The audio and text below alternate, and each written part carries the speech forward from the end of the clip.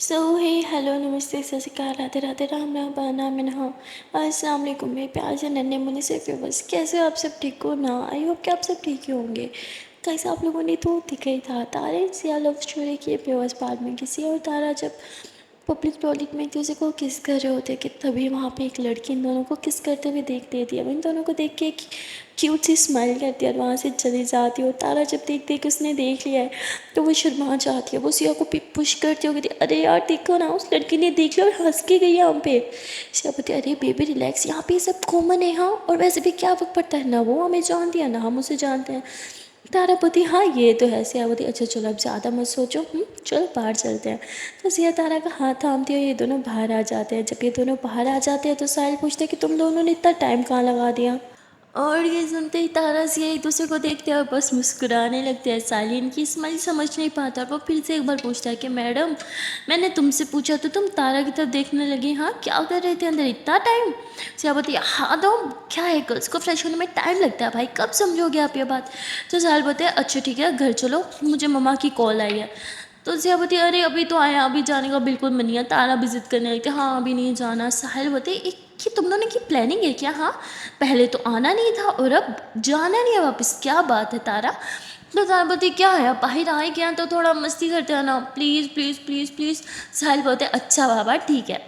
सिया बोलती तो साहिल कहाँ लेके जाओगे हमें? साहिल बोलते अरे मुझ पर रहम खाओ, अभी मैं पूरी तरह से ठीक नहीं हूँ, एक बार पूरी तरह से ठीक हो जाओ ना फिर जहाँ बोलोगे। सिया बोलती हमें ट्रीट भी चाहिए। साहिल बोलते ट्रीट? किस खुशी में ट्रीट चाहिए मैडम? सिया बोलती अरे आप ठीक हो गए ना, इसी खुशी में ट्रीट चाहिए। साहिल बोलता लो मैं ठीक होने की खुशी में ट्रीट दूँ? उल्टा तुम दोनों को मुझे ट्रीट देनी चाहिए। हाँ मुझे अच्छे से खाना पीना खिलाओ ताकि मैं जल्दी से ठीक हो जाऊँ।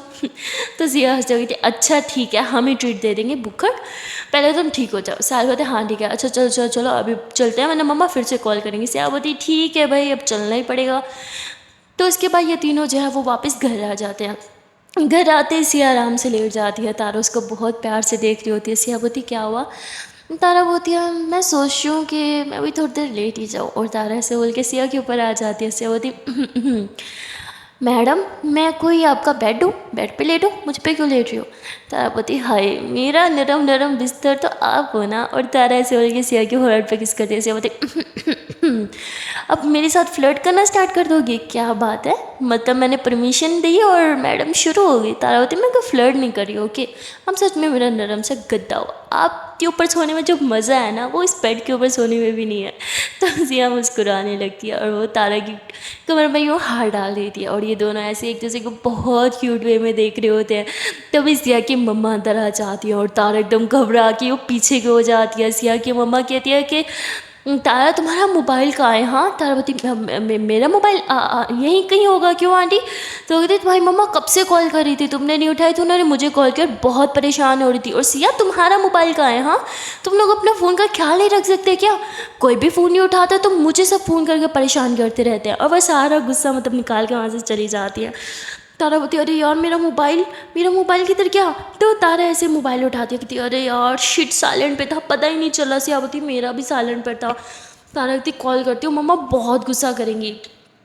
तो तारा कॉल बैक करती है और यही होता है। तारा की मम्मा कॉल रिसीव करते ही डांटना स्टार्ट कर देती हैं कि बाहर क्या गई, माँ की कॉल दिखाई नहीं देती। हाँ माँ को तो एकदम भूल ही गई हो, बिल्कुल पता नहीं है ना कि तुम्हारी एक माँ भी है। बस जहाँ सिया वहाँ तुम, सिया के आगे तुम्हें माँ नहीं दिखती तो वो भी मतलब बहुत कुछ सुना देती है। सिया चुपचाप हंसती रहती है और वो फिर जैसे कॉल कट होती है सिया नकल उतारती है कहती जहाँ सिया वहाँ तुम, सिया के आगे तुम्हें कुछ नहीं दिखता, तुम्हारी तो जैसे माँ नहीं है।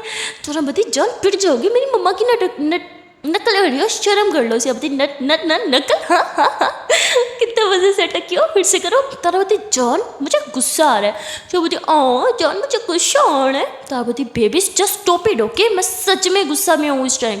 Taravati baby just stop it ना, मैं सच में गुस्से में हूँ। तारावती जान मेरा मजाक मत बनाओ ओके, और ना ही मुझे कॉपी करो। तारावती जान मेरा मजाक मत बनाओ और ना ही मुझे कॉपी करो। तारावती उफ baby just stop it please, मैं लास्ट टाइम बोल रही हूँ। Siyawati baby just stop it ना प्लीज़, मैं लास्ट टाइम बोल रही हूँ। तारावती ठीक है मैं जा रही हूँ। सियावती ठीक है मैं भी जा रही हूँ। तो तारा बाहर चल जाती है, सिया उसके पीछे पीछे पीछे, तारा जहाँ जहाँ जा रही होती है सिया उसके पीछे पीछे फुल कॉपी कर रही होती है, पहले तो सिर्फ बोलने में और अब चलने में भी। जैसे जैसे तारा चल रही होती है, जिस स्टाइल में हाथ मटका रही होती है, जैसे कमर मटका रही है, सिया भी सेम ऐसे ही कर रही होती है। और तारा कहती जान अब ना, आप सच में मेरे हाथ से पिट जाओगी। सिया बोलती ओ अच्छा, तो पीट दो ना मेरी जान, आपके नरम नरम हाथ से तो मैं पिटने को भी तैयार हूँ। तारा बोलती नरम हाथ जब पड़ता है ना पुत्र तो अच्छी अच्छी की बैंड बज जाती है। सिया बोलती हाय, तो आज ये नरम हाथ हमें खिला ही दो ना, कितना टेस्टी होगा खाने में। तारा बोलती बेबी, सिया बोलती हाँ ना बेबी। तो सिया ऐसे तारा का हाथ पकड़ती है, उसके हाथ पे किस करने लग जाती है। तारा तुरंत अपना हाथ नहीं सुगड़ती है, पर सिया फिर से उसका हाथ पकड़ती है, उसके हाथ को यूँ अपने फेस के करीब लेके आती है और उसकी फिंगर्स को यूँ बाइट करने लगती है। और सिया कहती है कि सुनो ना, रूम में चलो ना। तारा बोलती नहीं नहीं नहीं नहीं मैं नहीं आना। तो तारा ऐसे बोल के भाग जाती है। सिया बोलती अरे बात तो सुन लो पागल, मैं बोल रही थी कि मेडिसिन खा लो। तारा बोलती नहीं खानी, आई एम फाइन। तो सिया भी मुस्कुराने लगती है।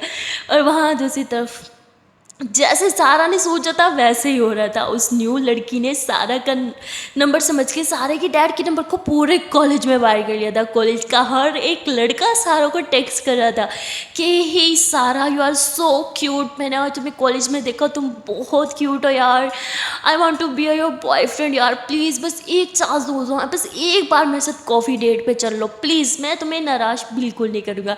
और ये सारे के सारे मैसेजेस पढ़ रहे होते हैं सारा के डैड। और आप लोग को तो पता ही है मेल ईगो, स्पेशली जब उनकी बेटी के साथ कोई फ्लर्ट करने की कोशिश करे, सारा के पापा को बहुत ज़्यादा गुस्सा आ जाता है। वो सारे मैसेजेस पढ़ते रहते हैं और कोई रिप्लाई भी नहीं करते।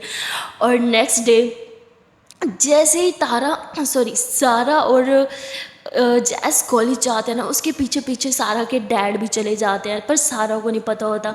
सारा क्लास में बैठी होती है कि तभी एक लड़का सारा के पास आता है और कहते हैं कि क्या यार सारा, तुमने तो मेरे मैसेजेस का एक रिप्लाई भी नहीं किया, ऐसी भी क्या खामी है मुझ में, देखो तो सही, इस पूरी क्लास का हैंडसम लड़का तो मैं ही हूँ। तो ऐसे बोल के अपनी खुद की तारीफ किया जा रहा होता है। सारा से एक नज़र उसको देखते हो, नज़रें नीचे चुरा लेती है, कहती हाँ बहुत हैंडसम हो आप, पर मैं क्या करूँ, मुझे ना डॉक्टर ने मना किया है हैंडसम लड़कों को देखने से, सो सॉरी, इसलिए मैं आपको नहीं देख सकती। तो वो वहाँ से चला जाता है। फिर ऐसे ही धीरे धीरे बहुत लड़के आते हैं उससे बात करने के लिए। जैज़ ऐसे गुस्से में सारा को देखते हैं। सारा बोलती इसमें मेरी क्या गलती है। जैज़ बोलती मुझसे तो कोई लड़का बात करने नहीं आ रहा, सिर्फ तुमसे क्यों आ रहा है। सारा बोलती मैंने बोला था ना वो मेरा नंबर वायरल करेगी, हाँ उसने कर दिया होगा, पर उससे क्या पता, इन सब चीज़ों में मैं उससे भी डबल आ गया हूँ। और वहाँ पे सारा के डैड गुस्से में प्रिंसिपल ऑफिस के पास पहुँच जाते हैं और वो सारे के सारे मैसेजेस जो सब लड़के सारा समझ के सारा के डैड को कर रहे थे, वो सारे के सारे मैसेजेस दिखा देते हैं और कहते हैं कि अब तो आपके पास नंबर भी है ना, कॉल करो और इन स्टूडेंट्स को मेरे सामने बुलाओ। अब सारा के डैड माशाल्लाह मतलब अच्छे खासे घराने से थे, उनकी बहुत ही ज़्यादा चलती थी, आपको तो पता ही होगा अमीर घरानों की बहुत चलती है वहाँ पे। तो वो प्रिंसिपल जो है वो भी थोड़ा डर जाती है, क्योंकि सारा के डैड बहुत ही ज़्यादा गुस्से में होते हैं। वो इतने गुस्से में होते हैं कि आज भाई लड़का बस सामने आ जाए गले दबा दे। और यहाँ तो एक नहीं बल्कि 20-20 लड़कों के मैसेजेस आए पड़े थे और वो भी काफ़ी फ्लर्टी लाइन्स यूज़ करे थे, काफ़ी चीप बीच में थी। तो जैसे ही प्रिंसिपल मैम जो है वो उन सब लड़कों को बुलाती है, उनके नंबर के थ्रू मतलब पता चल जाता है वो लड़का, तो उनको बुलाती है।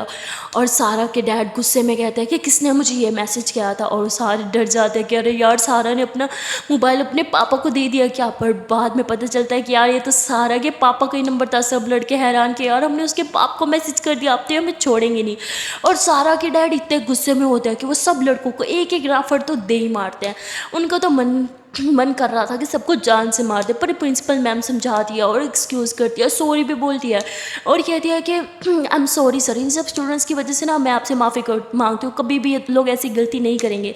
तो वो सारा के डैड कहते हैं आपको क्या लगता है मैं इन लोगों को ऐसे ही जाने दूंगा। हाँ इन्होंने मेरी बेटी के साथ ऐसी हरकत की है, मतलब और लड़कियों के साथ भी करेंगे ना, अगर ऐसे ही नहीं जाने दिया फिर तो ये हर दूसरी लड़की को ऐसे ही मैसेजेस करके परेशान करते रहेंगे। मुझे नहीं पता आप क्या करेंगी, लेकिन पूरे 2 हफ्ते तक ये लड़के इस कॉलेज में दिखने नहीं चाहिए। प्रिंसिपल मैम भी घबरा जाती है कि 2 हफ्तों के लिए मतलब कैसे इन्हें सस्पेंड करें। आखिरकार उन लड़कों की भी फैमिली को जवाब तो देना ही पड़ेगा ना। खैर सारा के डैड थोड़ा प्रेशर डालते हैं तो प्रिंसिपल मैम भी मान ही जाती है क्योंकि लड़कों की भी तो गलती थी, और बीच में तो कुछ ऐसी ऐसी मतलब चीप लाइंस भी लिखी हुई थी जो मैं बोल भी नहीं सकती, जिसकी वजह से सारा के डैड बहुत ज़्यादा भटके भी हुए थे। और प्रिंसिपल मैम जो है वो उन सब लड़कों को सस्पेंड कर देती है, वो भी पूरे 2 वीक्स के लिए। वो सब स्टूडेंट्स भी हैरान हो जाते हैं कि यार सारा के डैड इतने पहुंची हुई चीज़ है क्या, मतलब वो भी मतलब अच्छे घराने से थे, अरे गहरे तो थे नहीं जिन्हें प्रिंसिपल मैम सस्पेंड कर दे सके। खैर उनको सस्पेंशन ऑर्डर जैसे ही आता है उसी टाइम उन्हें घर भेज दिया जाता है। अब यहाँ पूरे कॉलेज में ये बात फैल चुकी थी कि न्यू लड़की के डैड ने पूरे 20 लड़कों को एक ही दिन में पूरे 2 हफ्तों के लिए सस्पेंड करवा दिया। सब कॉलेज में बस यही बात कर रहे थे, और ये बात उड़ती उड़ती सारा और जैज़ के कानों तक आ जाती है।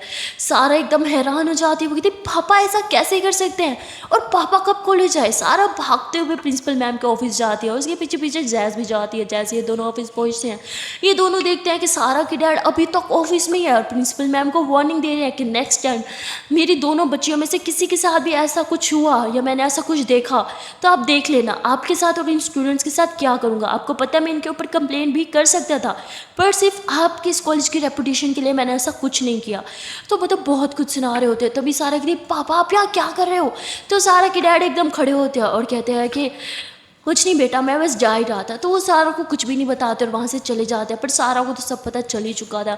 और प्रिंसिपल मैम भी थोड़ी घबराई हुई थी, और वो कहती सारा बेटा चेस बेटा तुम खड़े क्यों, बैठो ना, मैं जूस मंगवाती हूँ तुम दोनों के लिए। तो वो इतनी ज़्यादा मतलब सहमी हुई लग रही थी ना कि उनके बोलने के अंदाज से ही पता चल रहा था कि वो घबराई हुई हैं। वो दोनों बच्चियों के लिए जूस मंगवाती है, और सारा और जैज़ मतलब एक्सक्यूज़ कर देते हैं कि थैंक यू मैम पर हमें नहीं चाहिए, और ये लोग बाहर आ जाते हैं। इन लोगों के बाहर आने के बाद मैम खुद वो गटागट करके दोनों गिलास पी लेती है क्योंकि उन्हें रिलैक्स होने की बहुत ज़रूरत थी। और फिर वो अपनी सर पकड़ लेती है क्योंकि उन्हें पता था प्रॉब्लम अभी यहाँ पे ख़त्म नहीं हुई, प्रॉब्लम तो अभी स्टार्ट हुई है। अब वो 20 स्टूडेंट्स की पेरेंट्स भी तो कॉलेज में आएंगे कंप्लेन करने कि हमारे बच्चों को क्यों सस्पेंड किया है, वो भी 2 वीक्स के लिए। इसलिए वो बेचारी बहुत परेशान बैठी होती है, और ये सारी बात उस लड़की के पास भी पहुंच ही जाती है जिसके ये सारे करतूत थे, जिसने वो नंबर वायरल करवाया था। अब वो भी परेशान हो जाती है, घबरा जाती है कि अगर किसी लड़के ने बोल दिया कि वो नंबर मैंने दिया है तो क्या होगा। नहीं नहीं नहीं नहीं, कोई मेरा नाम नहीं ले सकता, और वैसे भी किसको पता कि मैंने इस वॉशरूम में सारा का नंबर लिखा था। और वो ऐसे बोल के सर पकड़ लेती है। यहाँ पे हमें पता चल जाता है कि मतलब उसने सारा से बदला लेने के लिए बॉयज़ टॉयलेट में सारा का नंबर विथ नेम वहाँ पे लिख रखा था। और सारा को ये बात अब पता चल जाती है क्योंकि एक उसकी क्लास की लड़की उसे आके बताती है कि यार उन बॉयज़ की भी क्या गलती है, किसी ने तुम्हारा नंबर बॉयज़ वॉशरूम में लिख दिया था। अब लड़कों के सामने किसी लड़की का नंबर आएगा तो वो तो भूखे शेरों की तरह पढ़ेंगे ना, मैसेजेस करेंगे ना। और तुम्हारे डैड ने एम उन्हें सस्पेंड करवा दिया। असल सस्पेंड तो उस इंसान को करवाना चाहिए ना जिसने वो नंबर लिखा था। अब कहीं ना कहीं सारा समझ जाती है, वो तो पहले से ही जानती थी इन सब के पीछे वो लड़की ही है, सारा से बदला ले रही है। और सारा जैज़ को बोलती है देखा मैंने बोला था ना, इसलिए मैंने अपना नंबर नहीं दिया था। जैज़ को गुस्सा आ जाता है, कहती है इससे तो मैं छोड़ूंगी नहीं। जैज़ को वैसे बहुत कम गुस्सा आता है, पर सारा के मामले में वो बहुत पॉजेसिव है तो उसे बहुत गुस्सा आता है। जैज़ सीधा उस लड़की के पास चली जाती है, ना ताऊ देखती है ना भाव, और बस सीधा उस लड़की के मुंह पे चपेट धड़म। और वो लड़की गुस्से में ऐसे जैज़ को देखती हो, कहती पागल हो क्या, मुझे क्यों मार रही हो। जैज़ कहती तुम्हें तो जान से मार देना चाहिए, तुम्हें शर्म नहीं आता एक लड़की हो कि तुम एक लड़की के साथ कैसे कर सकती हो। और ये सुन के वो लड़की भी थोड़ी सहम जाती है और कहती है इसका मतलब शायद इसे पता चल गया कि सारा का नंबर मैंने। तो बोलती क्या बात कर रही हो, हाँ मैंने कुछ नहीं किया, मैंने सारा का नंबर नहीं लिखा बॉयज़ वॉशरूम में, और तुम मुझे क्यों मार रही हो। जैज़ मैंने अभी तुम्हें बोला ही नहीं कि तुमने वो नंबर लिखा। और जैज़ ऐसे बोल के एक और थप्पड़ लगा देती है, और वो लड़की के सारे बाल मतलब उसके मुंह पे आ जाते हैं, फुल बिखर जाते हैं। वैसे गुस्से में घूरती है ना जैज़ की तरफ, वो कहती तुम्हारी हिम्मत कैसे हुई, हाँ तुमने दूसरी बार मुझ पे हाथ उठाया, अब मैं तुम्हें छोड़ूंगी नहीं। वो ऐसे आ रही थी कि तभी सारा आ जाती है, और वो कहती है तुम्हें क्या लगा तुम इसे टच कर पाओगी। और सारा ऐसे बोल के उस खाती हूँ पीछे मोड़ देती है और कहती है कि मैंने सोचा कि तुम्हें सस्पेंड नहीं करवाना चाहिए, पर अब जो तुमने किया उसके बाद तुम्हें सस्पेंड करवाना चाहिए। 2 वीक्स कम नहीं पड़ जाएंगे, मे बी 2 मंथ्स और 2 years। ओ तब तक तो डिग्री भी ख़त्म हो जानी चाहिए। अब क्या करेंगे, आधी डिग्री तो तुम्हारी सस्पेंशन में ही ख़त्म हो जाएगी। तभी वो लड़की बताई, देखो देखो सारा, आई एम सॉरी, ओके, मैं सिर्फ मजाक कर रही थी, मुझे नहीं पता था मजाक इतना सीरियस हो जाएगा। सारा बताई, मजाक, तुम्हें शर्म नहीं आती? एक लड़की होते हुए तुम ऐसा मजाक कैसे कर सकती हो? तभी जैस बची, सारा तुम पीछे हटो, इससे तो मैं खुद ही पूछ लूंगी। सारा बताई, रिलैक्स रिलैक्स, मैं बात कर रही हूँ ना, काम डाउन, जैस रिलैक्स हो जाओ। तो यहाँ पे उल्टा हो जाता है, अब सारा को जैस को रिलैक्स करने की जरूरत पड़ी होती है, क्योंकि इस टाइम जैस बहुत ज़्यादा गुस्से में होती है। जाहिर सी बात है यार, कोई भी अगर किसी की गर्लफ्रेंड का नंबर यूँ लिखेगा तो उससे तो गुस्सा आएगा ही। उस जैस को बहुत गुस्सा आ रहा होता है, वो तो भाई उस पर हाथ उठाने को पड़ रही थी, पर सारा रोक लेती है। और तभी वहाँ पे प्रिंसिपल में भी आ जाती है, वो कहती है, जैस सारा हो क्या हो रहा है यहाँ पे? हाँ, पहले कम तुम्हारे डैड ने मुझे टेंशन दिया, जब तुम दोनों शुरू होगी क्यों लड़ाई कर रही हो? तभी वो लड़की घबरा जाती है कि अगर सारा और जैस ने मेरा नाम ले लिया तो मेरा भी सस्पेंशन तो पक्का है, मुझे भी सस्पेंड कर दिया जाएगा, अब मैं क्या करूँ? तभी सारा बताती, सॉरी मैम, हम बस क्लास में ही जा रहे थे। सारा जैस का हाथ पकड़ती है और उसे क्लास में लेके आ जाती है। जैस बताती है, अरे क्लास में क्यों आ गई? मैम को बताया क्यों नहीं? केवल नंबर उस लड़की ने लिखा था। सारा बोलती है, नहीं बस छोड़ो, मुझे नहीं बताना किसी को कुछ भी, जो हो गया बस ठीक है ना, मुझे और लड़ाई और पंगा नहीं चाहिए। आपने सही कहा था, हमें यहाँ पे अच्छे से रहना चाहिए, हमें यहाँ पे किसी से प्रॉब्लम, किसी की प्रॉब्लम में नहीं पड़ना चाहिए, ना ही अपने लिए प्रॉब्लम्स क्रिएट करना चाहिए। जैस कहती है कि आप कह रही हो? सारा बोलती, हाँ, यू नो वट, पहले मैं सिंगल थी, हर किसी से पंगा ले लेती थी, हर किसी के झगड़े में घुस जाती थी, पर अब आप हो मेरी लाइफ में, और मैं बिल्कुल भी नहीं चाहती मेरी वजह से आप पे कोई प्रॉब्लम आए, मेरी वजह से वो आप पे हाथ उठाने वाली थी। ज़्यादा बताई, मुझ पे हाथ उठाना इतना भी आसान नहीं है, आपको क्या लगा आप नहीं आओगी तो मैं उसके हाथ से थप्पड़ खा के खड़ी होंगी?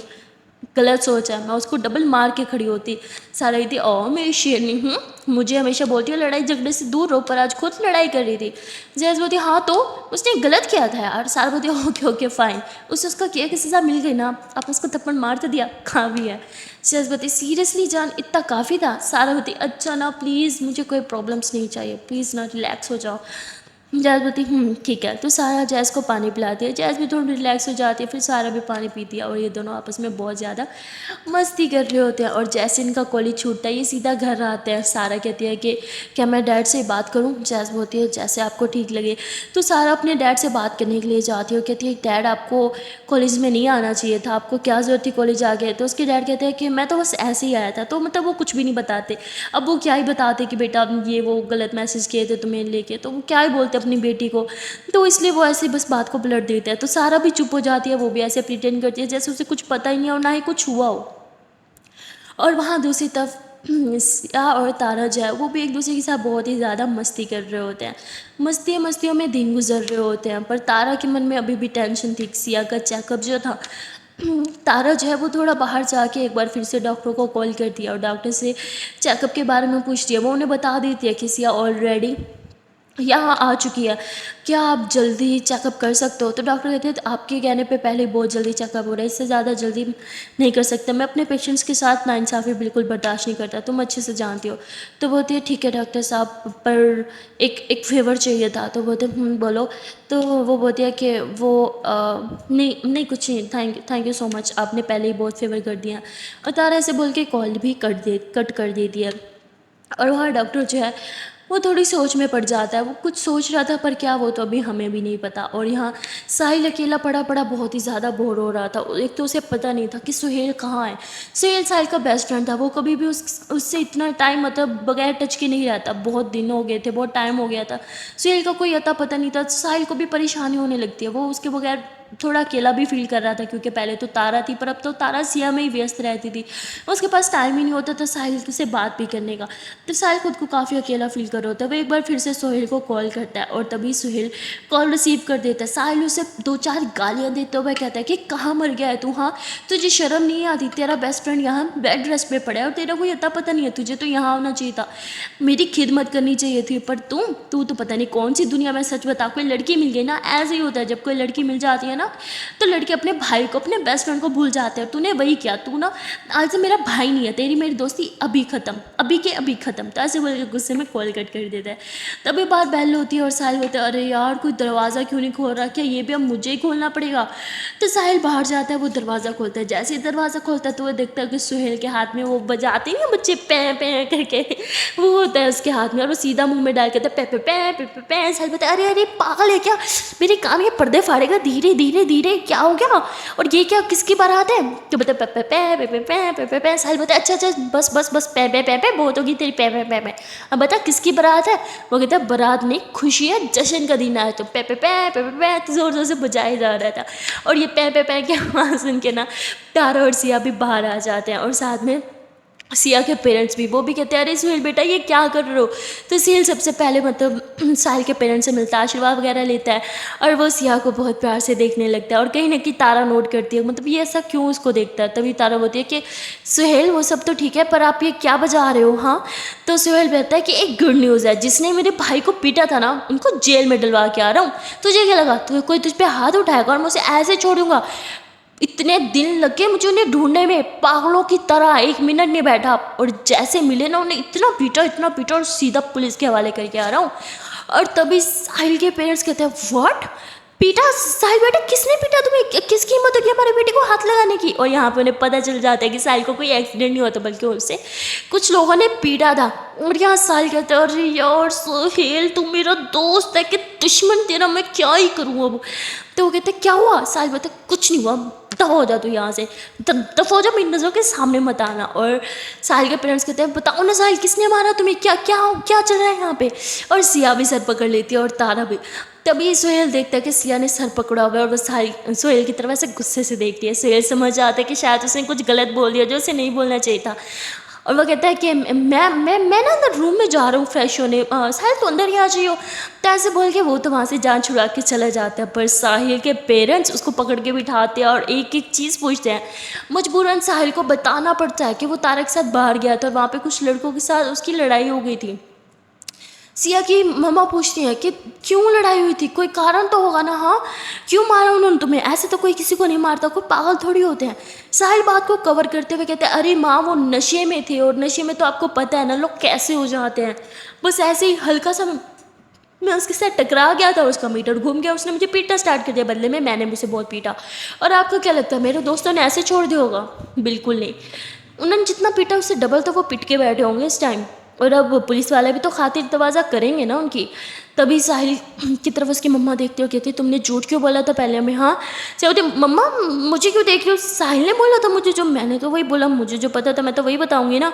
तो सिया की मम्मा थोड़ा गुस्सा करती हैं और सिया तारा का हाथ थामते हो, कहती चांद माहौल गर्म हो रहा है, चुपचाप खिसक लेते हैं। और सिया ऐसे बोल के तारा का हाथ पकड़ के रूम में आ जाती है। उसके बाद फिर ये दोनों बहुत हंसते हैं क्योंकि पीछे साहिल बचा हुआ था और वहाँ सुहेल रूम में खड़ा था। कहते यार ये साहिल अभी तक क्यों नहीं आ रहा, बाहर देख के आऊँ कहीं साल की धुलाई तो नहीं कर रही उसकी मम्मा। और वो बाहर निकलता है बेचारा, और साथ वाले रूम से तारा और सिया की बहुत हंसने की आवाज़ें आती। तो वो नोक करता है और सिया बोलती है हाँ आ जाओ। सुहेल बोलता है कि तुम लोग यहाँ हंस रहे हो, सिया कैसी बहन हो, जाओ अपने भाई को बचाओ ना, पता है तुम्हारी मम क्या कर रही होंगी उसका। तो सिया बोलती है अरे उसे छोड़ो, तुम आओ हमें ज्वाइन करो। तो सुहेल भी उनके साथ बैठ जाता है और ये तीनों आपस में बहुत ज़्यादा मस्ती कर रहे होते हैं। तारा इतनी नहीं कर रही होती क्योंकि इसकी आदत नहीं होती, पर सिया उसके साथ काफ़ी फ्रैंक हो चुकी होती है, उससे अच्छे से मस्ती वगैरह कर रही होती है। और सुहेल ये देख के बहुत खुश था कि सिया उसके साथ फ्रैंक हो रही है। वो तो अपनी दुनिया में दिमाग में सोच चुका था कि हाय सिया उसकी, वो सिया का, और वो कभी सपने भी सजाने लगा था। पर कहते हैं ना कि कुछ सपने हमारे अधूरे ही रह जाते हैं। शायद सुहेल की किस्मत में प्यार था ही नहीं, सिया का तो बिल्कुल भी नहीं, क्योंकि सिया अपनी तारा को देख रही थी बहुत प्यार से। सुहेल सिया पे फ्लर्ट कर रहा था, उसके ऊपर फ्लैट हो चुका था, और हमारी सिया तारा पे। जैसे ही तारा स्माइल कर रही थी सिया उसे बहुत प्यार से देख रही थी और सिया के फेस पे ऑटोमेटिकली स्माइल आ जाती है। और तभी साहिल आ जाता है, कहता है अच्छा जी मुझे फंसा के तू यहाँ बैठा है तेरी तो। और साहिल ऐसे आके सुहेल को पीटने लग जाता है। सुहेल बोलते आओ जा अभी तेरा बदला लेने के लिए मैंने उसे इतना पीटा और तुम मुझे पीट रहा है। साहिल कहता है तू दोस्त है कि तू दुश्मन है? भाई कौन से जन्म का बदला ले रहे हैं? पता है माँ ने कितना बड़ा लेक्चर दिया सिर्फ तेरी वजह से, तुझे तो आज मैं छोड़ूंगा नहीं। तो सुहेल आगे साहिल उसके पीछे हुई, तो ना ऐसे पूरे घर में भाग रहे होते हैं और यहाँ सिया और तारा बहुत हंस रहे होते हैं। और तभी तारा सिया के पास आती है, उसके फोरहेड पे किस करती है। सिया तारा को बहुत प्यार से देखती होगी, बहुत प्यार आ रहा है मुझ पे। हाँ तारा बोलती आप पे नहीं आ रहा, आपकी क्यूट सी स्माइल पे आ रहा है। सिया बोलती ओहो अच्छा मेरी क्यूट सी स्माइल पसंद आ गई क्या आपको? तारा बोलती इसी स्माइल पे तो मैंने अपना दिल दिया था आपको। तो सिया भी मुस्कुराने लगती है। उसके बाद ये दोनों एक दूसरे को हक करते हैं और एक दूसरे की तरफ देख के प्यार भरी बातें करने लग जाते हैं। यहाँ ऐसे ही दिन बीत जाते हैं और फाइनली वो दिन आ जाता है जब सिया का डॉक्टर से अपॉइंटमेंट था। सिया उस दिन थोड़ा परेशान थी और वो जल्दी भी उठ जाती है और तारा भी उठ जाती है। तारा अच्छे से सिया को रेडी करती है, खुद भी रेडी होती है। सिया थोड़ा घबरा रही थी, वो तारा को बोलती है जान छोड़ो ना, मुझे नहीं जाना, मैं अब ठीक हूँ। पर तारा उसे कहती है जान प्लीज़ जाना तो पड़ेगा ना, बहुत मुश्किल से टाइम मिला है, प्लीज़ ना मत घबराओ, मैं हूँ ना आपके साथ। सिया कह तो रही थी मैं बिल्कुल नहीं घबरा रही, पर असल में इससे ऑपोजिट था। सिया बहुत ज़्यादा घबरा रही थी, उसके मन में अजीब अजीब से सवाल आ रहे थे। वही सोच रही थी कहीं कहीं खुदा ना खास्ता डॉक्टर ये ना बोल दे कि सिया की याददाश्त हमेशा के लिए चली जाएगी या कुछ भी। सिया इस चीज़ को लेकर बहुत ही ज़्यादा वरीड थी। तारा उसे समझाती है और कहती है जान आप क्यों परेशान हो रही हो, मैं हूँ ना आपके साथ। सिया मन में कहती इसी बात की तो टेंशन है, आप मेरे साथ हो, अगर डॉक्टर ने आपके सामने कुछ बोल दिया ना तो आप बर्दाश्त नहीं कर पाओगे और चुप चुप के रोती रहोगी, जो मुझसे बर्दाश्त नहीं होगा। और वहाँ पे सिया की मम्मा और पापा आते हैं, कहते चले सिया बेटा। सिया कहती है हाँ चलते हैं। तो तारा भी साथ जा रही होती है। जैसे ये लोग नीचे गाड़ी में बैठने लगते हैं तभी सिया बोलती है तारा मम्मा पापा है ना, आप घर पे रहो ना, साहिल की भी तबीयत ठीक नहीं है। हाँ तो तारा बोलती साहिल अब बिल्कुल ठीक है ओके, और उसके साथ उसके फ्रेंड्स हैं ना। तो सियाबती फिर भी आप थक जाओगी, घर पे रहो ना। ताराबती साफ साफ बोलो ना कि आप नहीं चाहती मैं आपके साथ आऊँ। सिया चुप हो जाती है सुनते, कहती नहीं नहीं ऐसी तो कोई बात नहीं है ताराबती, फिर मुझे बैठने दो। तो सिया आगे हो जाती है, तारा उसके साथ गाड़ी में बैठ जाती है और सिया के पापा ड्राइव कर रहे होते हैं। थोड़ी देर के ड्राइव के बाद ये लोग फाइनली हॉस्पिटल पहुंच जाते हैं, पर सिया की दिल की धड़कनें और घबराहट भी बढ़ने लगती है। जैसे सिया गाड़ी से नीचे उतरती है, वो हॉस्पिटल की तरफ देखती है तो उसके मन में एक अजीब सी बेचैनी से आने लगती है, उसकी सांसें तेज़ होने लगती है। सिया का मन कर रहा था कि वो बस यहाँ से भाग के, उसे हॉस्पिटल के अंदर पाँव रखने का भी मन नहीं कर रहा था। और तारा ये सारी चीज़ें सिया के फेस से ही पढ़ पा रही थी। तारा सिया का हाथ पकड़ती है, सिया तारा की तरफ देखती है, तारा आंखों से इशारा करती है इट्स ओके मैं हूँ ना, ज़्यादा मत सोचो चलो मेरे साथ। और तारा सिया का हाथ थाम के उसे हॉस्पिटल के अंदर आ जाती है। सिया के डैड जो है वो जाके मतलब नर्स से मिलते हैं और उनसे पूछते हैं कि डॉक्टर साहब कब आएंगे, क्योंकि अभी तक डॉक्टर साहब नहीं आए थे। तारा सिया को बिठाती है और कहते हैं कि बैठो मैं अभी आती हूँ। पर सिया इतना घबराई हुई थी कि वो तारा को कहीं जाने ही नहीं देना चाह रही थी। तभी तारा उसके हाथ पे किस करती है, कहती है मैं अभी आ रही हूँ ओके, और तारा जूस लेने चली जाती है। सिया अपनी मम्मा की तरफ देखती है, सिया की मम्मा सिया की आंखों से ही समझ जाती हैं कि सिया कितनी ज़्यादा घबराई हुई है। सिया की मम्मा उसे समझाती हैं कि बेटा कुछ नहीं होगा, सब ठीक होगा, तुम इतना स्ट्रेस क्यों ले रही हो, हम सब हैं ना तुम्हारे साथ। सिया कहती मम्मा मैं ठीक हूँ, मुझे चेकअप की ज़रूरत नहीं है, ना ही किसी मेडिसिन की, मैं बिल्कुल ठीक हूँ, आई एम ऑलराइट ओके। और अब तो मैं चीज़ें भूलना भी कम कर दिया है ना, मुझे सब याद रहता है। तो सिया की मम्मा कहती हाँ बेटा जानते हुए तो बस रूटीन चेकअप है ना। पर कहीं ना कहीं सिया भी जानती थी कि ये सिर्फ रूटीन चेकअप नहीं था। वेल थोड़ी देर में डॉक्टर आ जाते हैं और डॉक्टर साहब उधर से ही गुजर रहे होते हैं, तो वो सिया को और सिया की मम्मा और पापा को देख लेते हैं, तो उन्हें अंदर आने को बोल के अंदर चले जाते हैं। वहाँ तारा जूस लेके आती है तो वो देखते हैं कि सिया घबराई हुई बैठी है। सिया के पेरेंट्स अंदर रूम में जा चुके होते हैं, पर सिया तारा का वेट कर रही थी। तारा तुरंत आती है, सिया को जूस पिलाती है और कहती है कि अंकल आंटी कहाँ है। सिया कहती वो अंदर रूम में है, डॉक्टर आ गया है ना। तारा बोलती अरे फिर हम यहाँ क्या करें चलो। तो तारा ऐसे उठती है और सिया का हाथ थामती है। सिया उधर ही बैठी रहती है और तारों को ऐसे ही आंखों से इशारा करके मना कर देती है कि नहीं मुझे नहीं आना। तारा सिया को समझाते हैं it's okay I am with you okay, और मम्मी पापा भी है ना, और मेरी जान तो बहुत स्ट्रॉन्ग है। तो डॉक्टर से मिलने में इतना डर क्यों लग रहा है। सिया बोलती प्लीज़ यार। तारा बोलती बेबी चुप चलो। और तारा सिया की बात नहीं मानती और उसे डॉक्टर के रूम में लेके चली जाती है। डॉक्टर जो है वो सिया को देखते हैं और अच्छे से बात करते हैं फुल फ्रैंक होके, ताकि सिया का जो भी डर है घबराहट है वो दूर हो जाए। क्योंकि डॉक्टर्स इतना पेशेंट को डील कर चुके होते हैं, उन्हें पता होता है कि हर पेशेंट उनसे मिलने से पहले 1000 दफ़ा सोचता है कि अंदर जाऊँ या ना जाऊँ, और वो सिया का डर भी समझ रहे थे, इसलिए वो सिया को बहुत अच्छे से ट्रीट करते हैं। उससे काफ़ी फ्रैंक बातें कर रहे होते हैं और सिया उनकी बातों का अच्छे से जवाब भी दे रही थी। तारा सिया के पेरेंट्स सब साथ ही बैठे थे और तभी सिया की तरफ देखते हुए डॉक्टर साहब देखते हैं कि सिया थोड़ा अनकंफर्टेबल है, वो अपने पेरेंट्स के सामने सही से जवाब नहीं दे पा रही। बहुत बातों में वो झूठ बोल रही है डॉक्टर साहब, क्योंकि वो डॉक्टर है वो अच्छे से समझ आते हैं, इसलिए वो सिया के पेरेंट्स को बाहर जाने का बोल देते हैं और तारा को भी। सिया के पेरेंट्स चले जाते हैं और जैसे ही तारा जाने लगती है तो सिया की दिल की धड़कन और घबराहट फिर से होने लगती है, क्योंकि सब चले गए थे। अगर तारा भी चली जाती तो सिया यहाँ पे रुक भी नहीं पाती, डॉक्टर साहब को फेस ही नहीं कर पाती, इसलिए वो तारा का हाथ पकड़ लेती है और बोलती है डॉक्टर साहब प्लीज़ इसे मत भेजो बाहर। डॉक्टर कहते हैं ठीक है तारा बेटा तुम बैठ जाओ। तो तारा बैठ जाती है और डॉक्टर उससे पूछते हैं कि अच्छा बताओ क्या क्या होता है, क्या विजन्स आते हैं, कौन कौन सी पुरानी बातें याद आती है, कैसे याद आती है, धुंधली आती है कि नहीं। मतलब बहुत से क्वेश्चन करते हैं। सिया उन बातों का प्रॉपरली जवाब नहीं दे पा रही होती क्योंकि उसे कुछ याद ही नहीं रहता। उसने बहुत बार बहुत कुछ देखा था पर धीरे धीरे वक्त के साथ वो देखी हुई चीज़ें भूल गई थी। पर तारा को उसने जो जो बताया था वो सब तारा को याद होता है। तारा एक एक चीज़ बता देती है। डॉक्टर साहब के मुंह पे कहती है कि मैं तो अब ये सारी चीज़ें भूल ही गई हूँ, जैसे मैंने कभी ये सब कुछ सपने में देखा ही नहीं था। तो डॉक्टर कहते हैं कि मैं समझ सकता हूँ। और वो फिर कहते हैं कि वैसे एक चीज़ मुझे समझ नहीं आई, सबको बाहरों में तो भूल गई, किसी को याद नहीं रखा, तो फिर तारा को क्यों। तो सिया मुस्कुराई कहती है कि एक वही खुशी थी मेरी लाइफ में शायद इसलिए।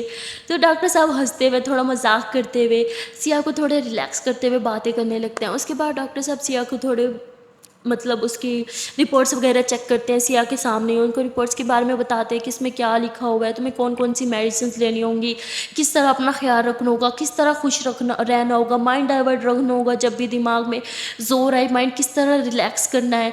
और डॉक्टर साहब तारा को कहते हैं कि बेटा अपना हाथ दो। तारा थोड़ा परेशान हो जाती है कि डॉक्टर साहब मेरा हाथ क्यों मांग रहे हैं। फिर डॉक्टर काफ़ी एजिड होते हैं, ऐसी वैसी कोई बात नहीं थी, वो कोई ठरकी बुड्ढा नहीं था। वो बस तारा का हाथ मांगते हैं तो तारा ऐसे एक हाथ करती है तो डॉक्टर साहब कहते हैं दोनों हाथ दो। तो तारा ऐसे दोनों हाथ डॉक्टर के हाथ में देते हैं। तो डॉक्टर उसे समझाते हैं कि जब भी सिया हाइपर होने लगे या माइंड को रिलैक्स न कर पाए, ये गुस्सा करने लगे, बस इसी तरह दोनों उसके हाथ थामने हैं और बहुत धीरे से उसे रिलैक्स करना है। तो डॉक्टर साहब उससे कुछ बोलते हैं मतलब ऐसे ऐसे करना है। और तारा वो चीज़ें समझ रही होती है क्योंकि तारा तो अब हमेशा सिया के साथ ही रहती है।